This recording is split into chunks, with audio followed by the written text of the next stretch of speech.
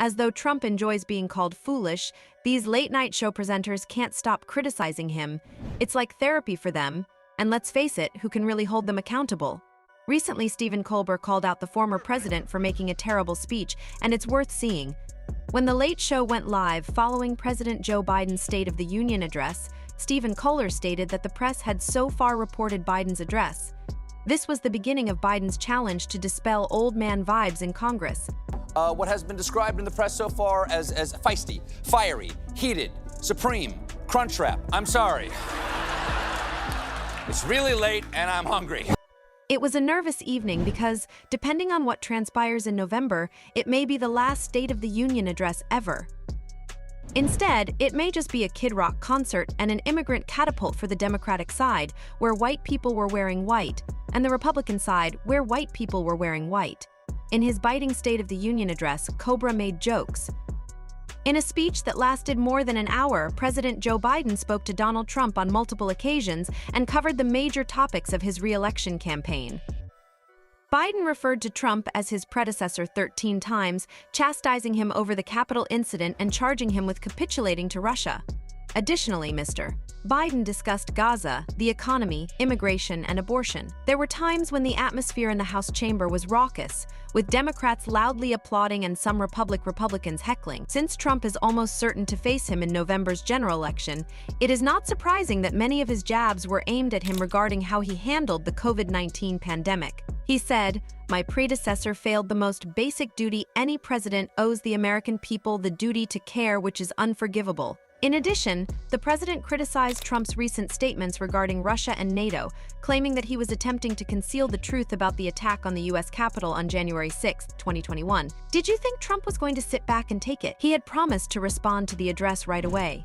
Biden is running from his record and lying a lot to try to avoid responsibility for the horrific destruction he and his party have caused. He claimed they are continuing the very policies that are causing this horror show to go on. Trump claimed to be mentally furious. He was disturbed and misrepresented many facts about nearly every topic he spoke about, but he overcame it, is still alive, and didn't need to be carried out in a straitjacket. Biden mentioned Trump more than a dozen times in his more than hour-long speech, never using his name but referring to him as my predecessor on a range of issues, including immigration, abortion, Russia's conflict with Ukraine, and more. Trump claimed that aside from that, he thought Biden did a terrible job and that he suffers from a terminal case of Trump derangement syndrome that can only be treated by impeachment. "Because I'm leading him by 14 points in the polls," Trump said on Fox News. When asked why he believed Biden had been bringing him up so often, Trump replied that he was very upset, which is also a sign of a specific kind of disease called senility. Trump claimed he shouldn't be in this position since, in comparison to other successful people his age, he is still a young man. Trump's remarks follow his play-by-play of Joe Biden's State of the Union speech on his own social media platform. The departing president and prospective Republican nominee criticized Joe Biden on a number of topics throughout the address, including his frequent coughing fits, his yelling, and more throughout the approximately 40 minutes it took him to handle the situation at the southern border. In addition, Trump's statements align with his victory in every Super Tuesday primary, which forced former South Carolina Governor Nikki Haley, who was Trump's last opponent in the GOP field, to halt her campaign in an honest social media post. Following the address on Thursday night, Trump attacked Biden as a danger to democracy, saying that he had armed the government against his opponent.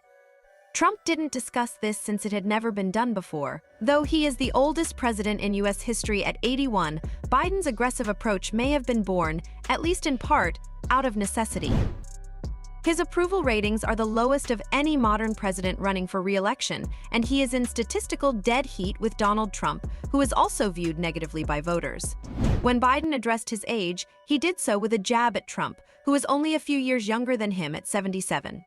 He rattled off a list of positive attributes before adding a kicker. In a statement published on his Truth Social network, Trump attacked Biden, saying, "I submitted to the Russian leader. I offered them everything, including Ukraine." Due to his low approval rating, Biden's speech offered him the opportunity to speak directly to millions of American television viewers about his hopes for a second four-year term. He took advantage of the chance to criticize Trump on issues like abortion rights and the economy, and he repeatedly targeted Republican members of the House with lighthearted remarks that seemed to be intended to allay concerns about his advanced age and mental state. Representative Marjorie Taylor Greene, a Republican, heckled Biden directly on his lack of Riley, a woman who was recently killed in the U.S., allegedly by an illegal immigrant. While discussing efforts to reduce gun violence, Biden first acknowledged Riley before bringing up the larger number of deadly shootings that were unrelated to immigration in the country. When the conversation turned to immigration, the president's politically sensitive issue, Mr. Biden simply stumbled. He was wearing a button bearing the name of Republican Congresswoman Marjorie Taylor Greene,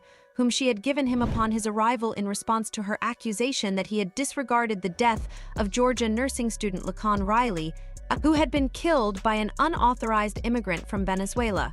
He seemed to mispronounce her name as Lincoln Riley before claiming that it was illegal, a claim that has drawn criticism from immigrant rights organizations.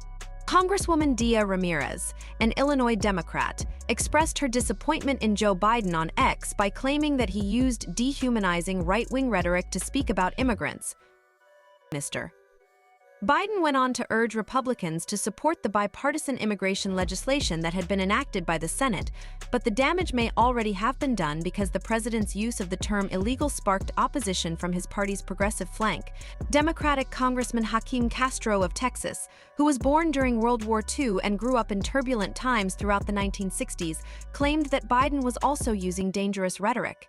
Castro stated, "My lifetime has taught me to embrace freedom and democracy, a future founded on the fundamental principles that have made America great: equality. Some people my age today perceive a different story, one that is built on American anger, revenge, and retribution, integrity, honesty, and dignity to treat everyone with dignity and offer a fair chance to all." Though President Biden appealed to Congress to support Ukraine's efforts to defend itself against Russia's two-year-old invasion, I don't think the president should have linked foreign threats against democracy with President Trump's commendation of those who took over the Capitol in an attempt to rig the 2020 election. What are your thoughts on this? Let us know in the comments below. If you enjoyed watching this video, please hit the like button. To ensure that you constantly stay up to date with news regarding upcoming elections, make sure to subscribe to the channel and remember to ring the bell symbol. Until we meet again in the next one.